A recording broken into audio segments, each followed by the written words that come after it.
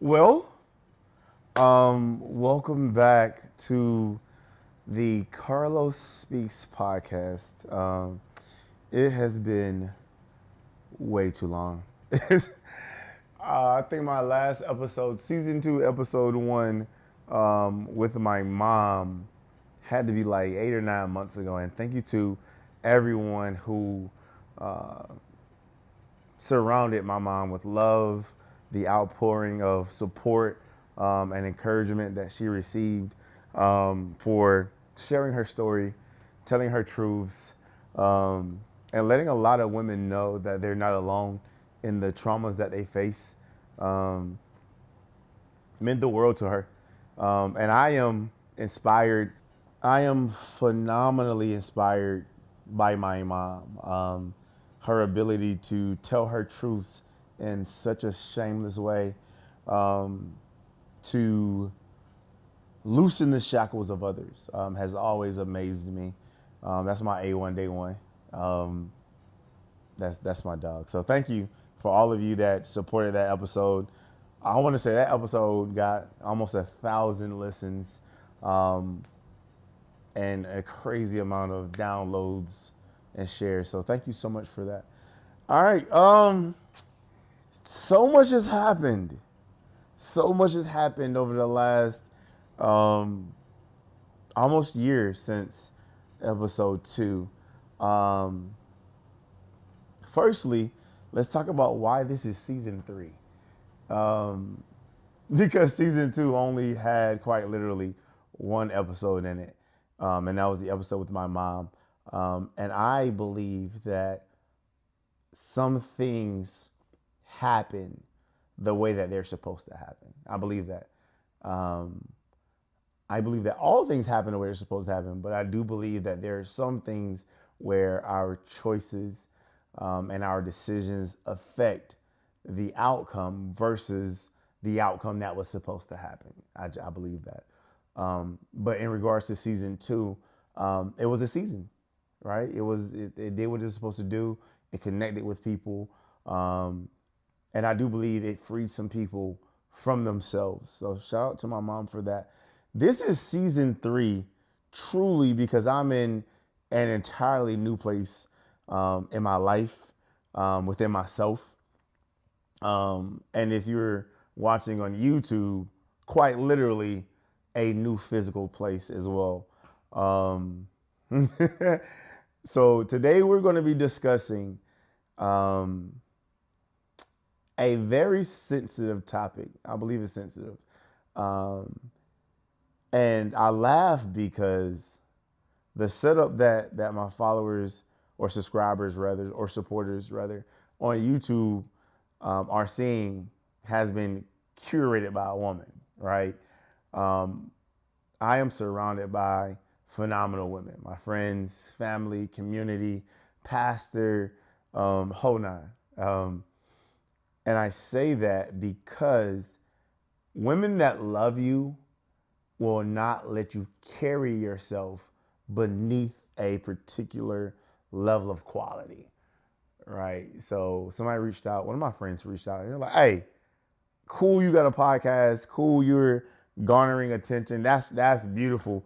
I need you to update this backdrop. I don't care if you got one supporter on YouTube or 41 uh, supporters on YouTube. You need to care about what it is you convey to people who support you. Care about their experience enough to where you can curate a decent, because nobody wants to say, hey, I follow this guy on YouTube or on these platforms and you recording your content in a garage. And I'm like, I don't care though. I care truly about the purpose more than the platform. I care about what I have to say versus what it looks like. And she was like, nah, I hear you, but we gonna curate a different environment. So here I am, in this beautifully curated living room of mine, sitting in golden accented chairs with some gray accents. So shout out to women. I do believe that women are God's greatest creation. So let's get into the conversation for today. Um, Today's mindful conversation, we're going to discuss the offensive, provocative, nerve-tearing question. What do you bring to the table? Even saying that makes me cringe. And the reason that we're going to talk about it is because at my job, I work with four older ladies. Um, One is single, divorced. The other is twice divorced. And one is a widow. Um, and one's just been single. They're older. And one in particular, we're pretty close. And she said, Carlos, can you believe that this man had the audacity to ask me what I bring to the table on our first date? And I'm like, yes. And she's like, what? Not you one of them? And I'm like, wait.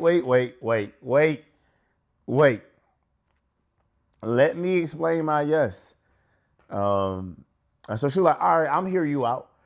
And the way that she was listening kind of conveyed to me that I needed to tread lightly. And when I say tread lightly, I don't mean mince my words. I don't mean change what I'm going to say based on the listener. I am going to try to have a mindful conversation, which is what season 3 is entitled, Mindful Conversations, about what I believe as it pertains to that particular question. There's a TikTok that I recorded a few years ago that went viral that talks about this. And it was a reaction vid because the guy that initiated the video, his original video said, ladies, when I ask you what you bring to the table, tell me what it is that you just heard. And then my video cuts in and my daughter was in the background. And I said, I'm going to always raise my daughter to run away from any man that asks her that question. Over the years, my approach to this dynamic has changed. Now, I will not say that I'll encourage my daughter to stay in a situation with a man that delivers the question that way, because delivery is important. And I believe that someone who is emotionally immature, maybe, or potentially opportunistic would ask that question in that particular way, right? What do you bring to the table? Insinuates what value do you have that's going to add to my value? And I think that that question kind of takes a person and makes them binary as it pertains to their value. They're ones and zeros. Now, who I am now, I think that is important to consider how connecting yourself to someone can be complimentary. And talking about complimentary, let's talk about it. Because complimentary be beating the bricks off y'all on socials, right? So you have complimentary as it pertains to, in addition to contributing what already exists, complementary, right? Complementary angles. Let's go back to 7th grade. Complementary angles, right? These two angles together create a new angle, right? That equals what is a complementary angle for 45 degrees if you want 90 degrees? Another 45 degrees. Or, and that might be mathematically incorrect, but follow me. Or you have complementary with an I as if I'm giving you a compliment. Yeah, fix it. All right. Now, doubling back, I think it's important to consider how connecting to someone creates a complementary environment where you both benefit from being in relationship with one another. I don't think that that's always financial. I don't think that that's always ones and zeros. And the reason why I say that is if because we go back to the point that I initially said, the environment in which I'm recording this content from is beautiful. We got the marble fireplace, we got the corn plant between the two accent chairs, and it was curated by a woman. Women, I believe, add a particular kind of betterment to everything. If you give her a house, because I live in a house, I'm a bachelor, I'm single, my house is very functional. My house looks like an Airbnb. If you come in my house, and people have, you can tell the woman don't live here. I ain't got nothing on the walls. I got good furniture, the TV, the Wi-Fi work, the water running, the lights come on when I turn them on. I got everything I need to be functional as a man in my house. I do believe that there is a lack of fragrance in my house, a lack of decor, a lack of love. You can come in here and see that this is a very functional, very basic kind of experience. And I do believe that whatever you give a woman to the right woman, she will indeed multiply. If you give her a house, she'll make a home. If you give her food, she'll make a meal. You give her kids, she'll make children. Women, in my particular opinion, make a good thing its best version, the right woman. Let me really just say the right woman. But I do believe that there, especially in today's day and age, there is a kind of masculinity that women have to operate in order to be successful. They have to be decisive. They have to be strategic. They have to be both sides of the coin, right? So if you were to ask a woman, what do you bring to the table? I believe that the offense that she feels comes from a place that says or suggests that this man is looking at me as if I am incapable of operating as well or better than he does, which would be offensive to another man, right? Because I believe it's a masculine question. What can you bring to this job? What can you bring to this investment? I think that's a very functional question, right? Um, so the woman that I was speaking to at my job, after I explained all of this, she said, well, what would you want a woman to say? And I said, I ain't never been a woman, so I can't answer that. Now, an answer that would surprise me is a woman that would be able to disassociate her offense to the question. Right? Now, granted, with that being said, let's double back to what I initially said. I think that you have to ask that particular question and not even ask it, right? You have to be able to identify how someone can complement your life without having to ask that. And I think that takes a higher level of emotional awareness. I think that takes a higher level of emotional intelligence and capacity. But for the sake of the conversation, if I was to ask a woman, but I never would, what she brought to the table, the answer that would surprise me would be, I can create fragrance in your house. I can make your house, I can make your life so soft. I can increase the efficiency of how you operate, those things, right? Because if we look at it from a functional perspective, I make my own money. I can cook, I can clean, I can do all of those basic necessities that are required for me to have a decently quality or a decent quality of life. What I can't do is maximize my operational functionality, my efficiency. What do you mean, Carlos? I'm glad you asked. I ain't trying to be both. I'm not trying to be the CEO and the CFO. Listen.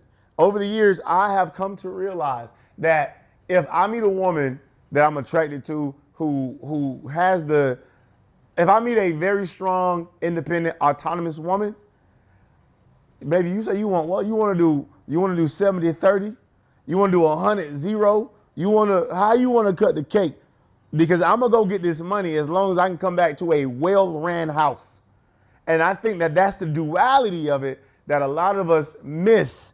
I think we get, men specifically, we get so caught up in the functionality and the potential investment in a woman that we don't want to risk losing what we have. So we ask for a investment from the woman into the relationship.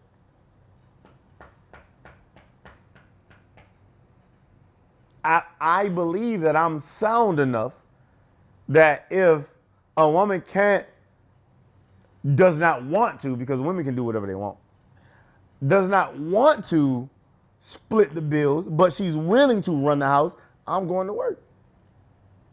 Because I have had the privilege to have the opportunity to have both my kids at the same time, have to go to work, have to pick them up, drop them off, feed them, get back to work, come back. Like, woo! We're not designed to do it by ourselves.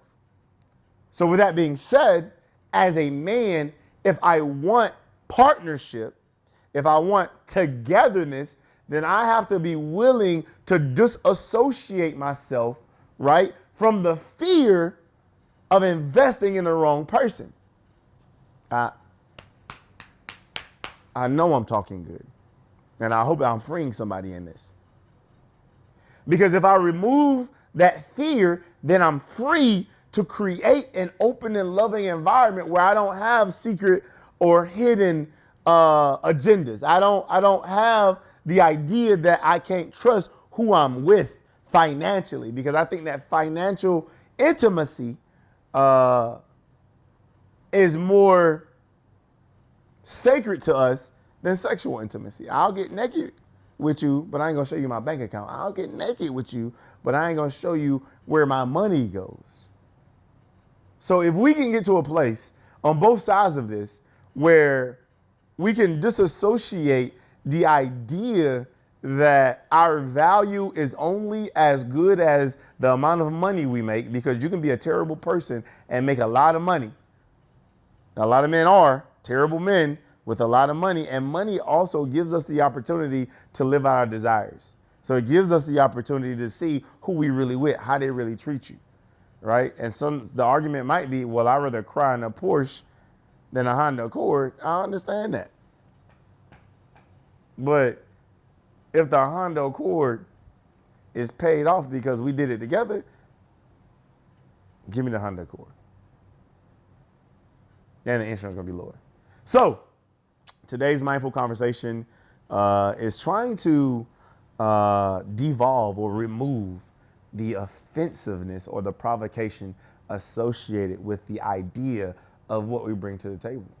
Because if somebody was asking me what I bring to the table, I'm going to tell you, hey, listen, I do this, I do this, I do this. I'm capable of this, and I'm willing to do these things. Because I don't find offense in that, because I do think that there's a part of me that has to show, prove, and tell you consistently what kind of man that I am. So that's our mindful conversation for today. There's so many different avenues that we could veer off on from this conversation. So if you're interested in having some mindful conversations associated with this one, let me know in the comments. Or if you're downloading the podcast from Apple Podcasts, say it in a review. Or if you're on Facebook, wherever, TikTok, let me know, and I'm willing to have the conversation. I love having these conversations. So, yeah, I hope you enjoyed today's conversation. We'll talk soon. Again, I promise you, it won't be another year before the next episode. So thank you for season 3, Mindful Conversations, episode 1, devolving the offensiveness and provocation in the question, what do you bring to the table? Till next time.